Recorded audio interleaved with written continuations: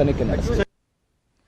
Okay, ನಮ್ಮ ಸುದ್ದಿ ಡಬ್ಬಿಯ 2 ಸುದ್ದಿಗಳನ್ನು ನೋಡಿದ್ದಾಯ್ತು. ಹಾಗಾದ್ರೆ ನಮ್ಮ ಸುದ್ದಿ ಡಬ್ಬಿಯ ಇವತ್ತಿನ 3ನೇ ಸುದ್ದಿ ಡಬ್ಬಿಯಲ್ಲಿ ಯಾವ ಸುದ್ದಿ ಇದೆ, ಹಾಗಾದ್ರೆ ಆ ವಿಚಾರವನ್ನು ಕೂಡ ಗಮನ ಹರಿಸ್ತಾ ಹೋಗೋಣ. ನಮ್ಮ ಸುದ್ದಿ ಡಬ್ಬಿಯ 3ನೇ ಸುದ್ದಿ ಇರುವಂತಹ ವಿಚಾರ ಮಂಗಳೂರಿನ ವಿಚಾರ. ಏನಪ್ಪಾ ಮಂಗಳೂರಿನ ವಿಚಾರ ಅಂತ ಕೂಡ ನಾವು ತೋರಿಸ್ತಾ ಇದ್ದೀವಿ. ಕರಾವಳಿಯಲ್ಲಿ ಕಟ್ಟೆಚ್ಚರ. ಈಗಾಗಲೇ ನಿಮ್ಗೆ ಗೊತ್ತಿರೋ ಹಾಗೆ ಮಂಗಳೂರಿನಲ್ಲಿ ಸೋಷಿಯಲ್ ಮೀಡಿಯಾಗಳ ಮೇಲೆ ಹದ್ದಿನ ಕಣ್ಣನ್ನ ಇಡಲಾಗಿದೆ. ಕೋಮು ಸೌಹಾರ್ದತೆಗೆ ಧಕ್ಕೆ ತರುವಂತಹ ಸಂದೇಶಗಳ ರವಾನೆ ಮಾಡಲಾಗ್ತಾ ಇತ್ತು ಕೆಲವೊಂದಿಷ್ಟು ಸಂದರ್ಭಗಳಲ್ಲಿ. ಹಾಗಾಗಿ ಅಂತಹ ಕಿಡಿಗೇಡಿಗಳ ವಿರುದ್ಧ ಇದೀಗ ಮಂಗಳೂರು ಪೊಲೀಸರು ಕ್ರಮಕ್ಕೆ ಮುಂದಾಗಿದ್ದಾರೆ. ಬಹಳ ಕಟ್ಟುನಿಟ್ಟಿನ ವಿಚಾರಗಳನ್ನ ಕೂಡ ಹೇಳ್ತಿದ್ದಾರೆ. ಏನಾದ್ರೂ ಒಂದು ವೇಳೆ ಈ ರೀತಿಯಾಗಿ ಕಂಡು ಬಂತು ಅಂತ ಹೇಳಿದ್ರೆ ಅಂತವರ ವಿರುದ್ಧ ಸೂಕ್ತ ಕ್ರಮವನ್ನ ಕೈಗೊಳ್ತೀವಿ ಅನ್ನೋ ಒಂದು ವಾರ್ನಿಂಗ್ ಗಳನ್ನ ಕೂಡ ಕೊಡ್ತಾ ಇದ್ದಾರೆ. 30 ದಿನಗಳಲ್ಲಿ 21 ಪ್ರಕರಣವನ್ನ ಮಂಗಳೂರು ಪೊಲೀಸರು ದಾಖಲು ಮಾಡಿದ್ದಾರೆ. ಮಂಗಳೂರು ನಗರ ಪೊಲೀಸ್ ಕಮಿಷನರೇಟ್ ವ್ಯಾಪ್ತಿಯಲ್ಲಿ ಕೇಸ್ ದಾಖಲೆಗಳಾಗಿರೋದು ಈ ಧರ್ಮ ಕೋಮು ಸೌಹಾರ್ದತೆಗೆ ಧಕ್ಕೆ ತರುವಂತಹ ಸಂದೇಶಗಳ ರವಾನೆ. ಸೊ ಯಾವುದೇ ಇತ್ತು ಅಂದ್ರೂ ಕೂಡ ಆಂಟಿ ಕ್ರಿಮಿನಲ್ ವಿಂಗ್ ಅಂತ ಹೇಳಿ ಸ್ಥಾಪನೆ ಮಾಡಿದ್ದಾರೆ ಪೊಲೀಸರು ಮಂಗಳೂರಿನ ಭಾಗದಲ್ಲಿ. ಹಾಗಾಗಿ ಈ ಕೋಮು ಸೌಹಾರ್ದತೆಗೆ ಧಕ್ಕೆ ತರುವಂತಹ ಸಂದೇಶಗಳಾಗ್ಲಿ ಅಥವಾ ಭಾಷಣಗಳಾಗ್ಲಿ, ಜೊತೆಗೆ ನೈತಿಕ ಪೊಲೀಸ್ಗಿರಿಗಳಾಗ್ಲಿ, ಇಂತಹ ವಿಚಾರಗಳಿಗೆ ಸಂಬಂಧಪಟ್ಟ ಹಾಗೆ ಕಂಪ್ಲೇಂಟ್ ಕೂಡ ದಾಖಲಾಗ್ತಾ ಇದೆ. ಯಾರೆಲ್ಲ ಸಾಮಾಜಿಕ ಜಾಲತಾಣದಲ್ಲಿ ಇಂತಹ ಪ್ರಕರಣಗಳನ್ನ ಹರಿಬಿಡ್ತಾ ಇದ್ರಲ್ಲ ಅಂತಹವರ ವಿರುದ್ಧ ಈಗ ಪ್ರಕರಣಗಳು ದಾಖಲಾಗ್ತಾ ಇರೋದು. ಈಗಾಗಲೇ ಮಂಗಳೂರು ಪೊಲೀಸರು ಕೂಡ ಒಂದು ವಾರ್ನಿಂಗ್ ಅನ್ನ ಕೂಡ ಕೊಟ್ಟಿದ್ದಾರೆ. ಅಂತಹವರ ವಿರುದ್ಧ ಸರಿಯಾಗಿ ಶಿಸ್ತು ಕ್ರಮವನ್ನ ತೆಗೆದುಕೊಳ್ತೀವಿ ಅಂತ. ದಿನನಿತ್ಯ ಯಾರ್ಯಾರು ಯಾವ ಥರದ ಪೋಸ್ಟ್ಗಳು ಹಾಕ್ತಾ ಇದ್ದಾರೆ ಮತ್ತು ಏನು ಫಾರ್ವರ್ಡ್ಸ್ ಮಾಡ್ತಾ ಇದ್ದಾರೆ ಅಥವಾ ಲೈಕ್ ಶೇರ್ ಮಾಡ್ತಾ ಇದ್ದಾರೆ ಮತ್ತು ಏನು ಕಮೆಂಟ್ಸ್ ಮಾಡ್ತಾ ಇದ್ದಾರೆ, ಇನ್ಕ್ಲೂಡಿಂಗ್ ವಾಟ್ಸಪ್ ಮೆಸೇಜಸ್ ಬಗ್ಗೆಯೂ ಕೂಡ ಸಹ ನಾವು ಮಾನಿಟ್ರಿಂಗ್ ಮಾಡೋದಕ್ಕೆ ವ್ಯವಸ್ಥೆ ಸಿದ್ಧಪಡಿಸಿದ್ದೀವಿ. ಈ ನಿಟ್ಟಿನಲ್ಲಿ ಕಳೆದ ಒಂದು 30-40 ದಿನ ಒಳಗಡೆ ಸುಮಾರು ಒಂದು 22 ವಿಚಾರಗಳು ನಾವೇ ಸಾಮಾಜಿಕ ಜಾಲತಾಣದಲ್ಲಿ ನೋಡಿ ಅದ್ರ ಬಗ್ಗೆ ಕ್ರಮ ಕೈಗೊಂಡಿದ್ದೀವಿ. ಈ ಕ್ರಮ ಇನ್ನು ಮುಂದೆನೂ ಕಂಟಿನ್ಯೂ ಆಗ್ತದೆ. ಹಾಗೂ ಇದರಲ್ಲಿ ಕೆಲವು ವಿಚಾರಗಳು ಈ ನಮ್ಮ ಕಮ್ಯುನಲ್ ಹಾರ್ಮೋನಿಗೆ ಧಕ್ಕೆ ಪಡೆದ ರೀತಿ ಕೂಡ ಇತ್ತು. ಅದು ವಿಚಾರಗಳು ಕೂಡ ನಮ್ಮ ಗಮನಕ್ಕೆ ಬಂದಿದೆ ಮತ್ತು ನಾವು ಸುವಮೋಟೋ ಅದಕ್ಕೆ ಕ್ರಮ ಕೈಗೊಂಡಿದ್ದೀವಿ. ಕೊಡ್ತಾರೆ ನಮ್ಮ ಪ್ರತಿನಿಧಿ ಕಿಶನ್ ಶೆಟ್ಟಿ ನೇರ ಸಂಪರ್ಕದಲ್ಲಿ ಜಾಯ್ನ್ ಆಗ್ತಾ ಇದ್ದಾರೆ.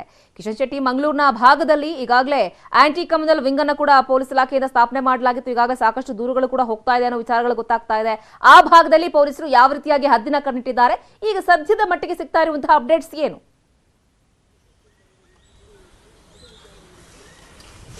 ಶ್ರುತಿ, ಮಂಗಳೂರಿನ ಕಮಿಷನರೇಟ್ ವ್ಯಾಪ್ತಿಯಲ್ಲಿ ಈ ರೀತಿಯಾಗಿ ಕಳೆದ 30 ದಿನಗಳಿಂದ ಎಲ್ಲ ಸೋಷಿಯಲ್ ಮೀಡಿಯಾಗಳಲ್ಲಿ ಮಾನಿಟರ್ ಮಾಡ್ತಾ ಇದ್ದಾರೆ ಪೊಲೀಸರು. ಇದರ ಆಧಾರದಲ್ಲಿ ಕೋಮುದ್ವೇಷವನ್ನು ಹರಡುವಂಥ ಸಂದೇಶಗಳನ್ನು ಹಾಕಿದಂಥ ಸುಮಾರು 22 ಜನರ ಮೇಲೆ ಈಗ ಪೊಲೀಸರು ಪ್ರಕರಣವನ್ನು ದಾಖಲಿಸಿದ್ದಾರೆ. ಎಲ್ಲವೂ ಕೂಡ ಸುಮೋಟೋ ಪ್ರಕರಣಗಳು ಕೂಡ ಆಗ್ತಾ ಇರುವಂಥದ್ದು. ಯಾಕೆಂದರೆ ಸಾಮಾಜಿಕ ಜಾಲತಾಣವನ್ನು ಬಳಸಿ ಕರಾವಳಿಯಲ್ಲಿ ಬಹಳಷ್ಟು ಕೋಮು ಸೂಕ್ಷ್ಮ ಪರಿಸ್ಥಿತಿಯ ಈ ಸಂದರ್ಭದಲ್ಲಿ ಕೋಮುದ್ವೇಷವನ್ನು ಹರಡಿ ಕೋಮುಗಳ ಬಗ್ಗೆ ಪ್ರೇರಣೆ ಕೊಡುವಂಥವರ ಮೇಲೆ ಪೊಲೀಸರಿಗೆ ಹದ್ದಿನ ಕಣ್ಣಿಟ್ಟಿದ್ದಾರೆ.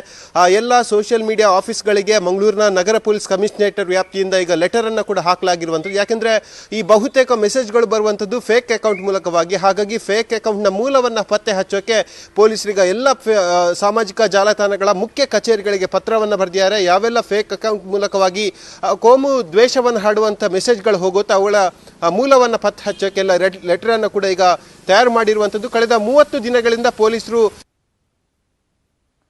ಪ್ರಕರಣ ಆಗಿರುವಂಥದ್ದು ಮತ್ತು ಯಾರೆಲ್ಲ ಈ ರೀತಿಯಾಗಿ ಕೋಮುದ್ವೇಷವನ್ನು ಪ್ರಕರಣ ಆಗಿರುವಂಥದ್ದು ಮತ್ತು ಯಾರೆಲ್ಲ ಈ ರೀತಿಯಾಗಿ ಕೋಮುದ್ವೇಷವನ್ನು ಹರಡ್ತಾರೋ ಅಂಥವರು ಎಚ್ಚರಿಕೆಯಿಂದ ಇರಬೇಕು. ಯಾವ ಅಕೌಂಟ್ನಲ್ಲಿ ಅಥವಾ ಯಾವ ಫೇಕ್ ಅಕೌಂಟ್ನಲ್ಲಿ ಮೆಸೇಜ್ಗಳನ್ನು ಮಾಡಿದ್ರು ಕೂಡ ಅವರನ್ನು ಪತ್ತೆ ಹಚ್ಚಿ ಶಿಕ್ಷೆ ಕೊಡ್ತೇವೆ ಎಚ್ಚರಿಕೆಯನ್ನು ಮಂಗಳೂರಿನ ನಗರ ಪೊಲೀಸ್ ಕಮಿಷನರ್ ಕುಲ್ದೀಪ್ ಕುಮಾರ್ ಜೈನ್ ಅವರು ಕೊಟ್ಟಿರುವಂಥದ್ದು. ಶ್ರುತಿ. ಓಕೆ ಕಿಶನ್, ಥ್ಯಾಂಕ್ ಯು ತಮ್ಮೆಲ್ಲ ಕಂಪ್ಲೀಟ್ ಮಾಹಿತಿಗಾಗಿ.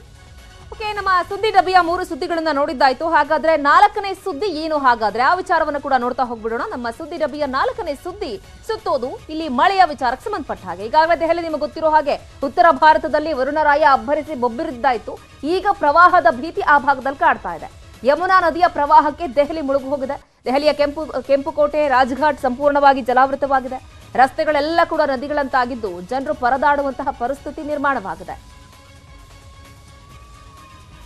ನಾವು ಗಮನಿಸ್ತಾ ಇದ್ದೀರಾ ದೆಹಲಿಯ ಚಿತ್ರಣವನ್ನ. ರಸ್ತೆಗಳು ಯಾವ ರೀತಿಯಾಗಿ ಜಲಾವೃತ ಆಗಿದೆ ಅಂತ ಹೇಳಿ. ಮತ್ತೊಂದು ಕಡೆಗೆ ದೆಹಲಿಯ ಮಾರ್ಕೆಟ್ನ ಪ್ರದೇಶ ಯಮುನಾ ಬಜಾರ್ನಲ್ಲಿ ಪ್ರವಾಹ ಆಗಿದೆ. ರಸ್ತೆಯಲ್ಲಿ ನಿಂತಹ ನೀರಿನಿಂದ ವಾಹನ ಸವಾರರು ಪರದಾಡಬೇಕಾಗಿರುವಂತಹ ಪರಿಸ್ಥಿತಿ ಉಂಟಾಯಿತು. ಮಳೆ ಪ್ರದೇಶದಲ್ಲಿ ಮುಖ್ಯಮಂತ್ರಿ ಅರವಿಂದ್ ಕೇಜ್ರಿವಾಲ್ ಕೂಡ ಹೋಗಿ ಪರಿಶೀಲನೆಯನ್ನ ನಡೆಸಿದ್ದಾರೆ.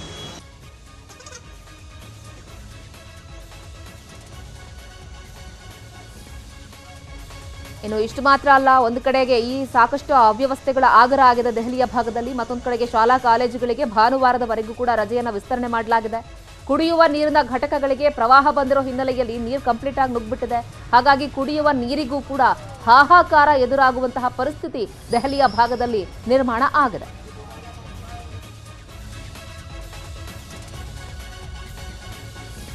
ಇನ್ನು ದೆಹಲಿಯ ಯಮುನಾ ಬಜಾರ್ನ ದೃಶ್ಯವನ್ನ ತಾವು ಗಮನಿಸ್ತಾ ಇದ್ದೀರಿ. ಎಲ್ಲೋ ಒಂದು ಕಡೆ ಏನಾದರೂ ಡ್ಯಾಮ್ನ ಚಿತ್ರಣವನ್ನ ನೋಡಿದಿರೋ ರೀತಿಯಲ್ಲಿ ಕಾಣಿಸ್ತಾ ಇದೆ. ನಾವು ಯಾವುದಾದ್ರೂ ಡ್ಯಾಮ್ಗೆ ಹೋದಂತಹ ಸಂದರ್ಭದಲ್ಲಿ ಕಂಡು ಬರುತ್ತಲ್ಲ, ಆ ರೀತಿಯಾಗಿ ಚಿತ್ರಣ ಕಂಡು ಬರ್ತಾ ಇದೆ. ಡ್ರೋನ್ ಕ್ಯಾಮೆರಾದ ದೃಶ್ಯಗಳನ್ನ ತಾವು ಗಮನಿಸ್ತಾ ಇದ್ದೀರಿ. ದೆಹಲಿಯಲ್ಲಿ ಯಾವ ಪರಿಸ್ಥಿತಿ ಉಂಟಾಗಿದೆ ಅಂತ ಹೇಳಿ, ಮಳೆ ನಿಂತರೂ ಮಳೆಯ ಹನಿ ನಿಲ್ಲಲ್ಲ ಅಂತ ಹೇಳ್ತಾರಲ್ಲ, ಹಂಗಾಗಿ ಈ ಸಂದರ್ಭದಲ್ಲಿ ದೆಹಲಿಯಲ್ಲಿ ಪ್ರವಾಹದ ಪರಿಸ್ಥಿತಿ ಉಂಟಾಗಿ ವಾಹನ ಸವಾರರು ಓಡಾಡ್ಲಿಕ್ಕೂ ಕೂಡ ಆಗದಂತಹ ಪರಿಸ್ಥಿತಿ ಇದೆ. ಕೆಲವೊಂದಿಷ್ಟು ತಗ್ಗು ಪ್ರದೇಶಗಳೆಲ್ಲ ಕಂಪ್ಲೀಟ್ ಆಗಿ ಜಲಾವೃತ ಆಗಿರೋದ್ರಿಂದ ಮನೆಯ ಹೊರಗೂ ಕೂಡ ಬರ್ಲಿಕ್ಕಾಗದೇ ಇರುವಂತಹ ಪರಿಸ್ಥಿತಿಯಲ್ಲಿ ಸಾಕಷ್ಟು ಜನ ನರಳಾಡ್ತಾ ಇದ್ದಾರೆ. ಮತ್ತೊಂದು ಕಡೆಗೆ ಸಾಕಷ್ಟು ಪ್ರದೇಶಗಳಿದ್ದಂತಹ ಜನರನ್ನ ಬೇರೆ ಕಡೆಗೆ ಶಿಫ್ಟ್ ಮಾಡುವಂತಹ ಕೆಲಸ ಕೂಡ ಆಯಿತು.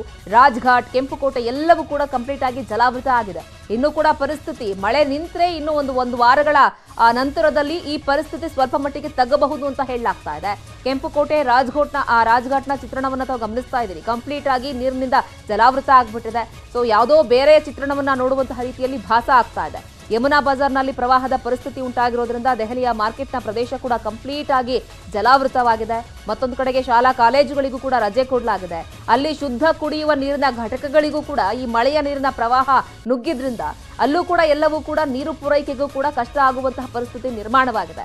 ಇಷ್ಟು ಮಾತ್ರ ಅಲ್ಲ, ಮೊನ್ನೆ ತಾನೇ ಹೇಳ್ತಾ ಇದ್ವಿ, ದೆಹಲಿಯ ಸಿಎಂ ಆಗಿರುವಂತಹ ಅರವಿಂದ್ ಕೇಜ್ರಿವಾಲ್ ಅವರ ನಿವಾಸ ಕೂಡ ಜಲಾವೃತ ಆಗಿತ್ತು. ಇಲಾಖೆಯ ಸಾಕಷ್ಟು ಅಧಿಕಾರಿಗಳ ನಿವಾಸಗಳು ಕೂಡ ಜಲಾವೃತ ಆಗಿತ್ತು ಅಂತ ಹೇಳಿ. ಯಾಕಂದ್ರೆ ಮಳೆ ಪ್ರವಾಹ ಅಂತ ಹೇಳಿದಾಗ ಏನು ಅಂತವ್ರ ಮನೆ ಇಂಥವ್ರ ಮನೆ ಅಂತ ನೋಡ್ಕೊಂಡು ಹೋಗ್ಲಿಕ್ಕಾಗತ್ತೆ. ಕಂಪ್ಲೀಟ್ ಆಗಿ ಆ ಭಾಗದಲ್ಲಿ ಅವ್ಯವಸ್ಥೆಯ ಆಗರ ಆಗಿದೆ.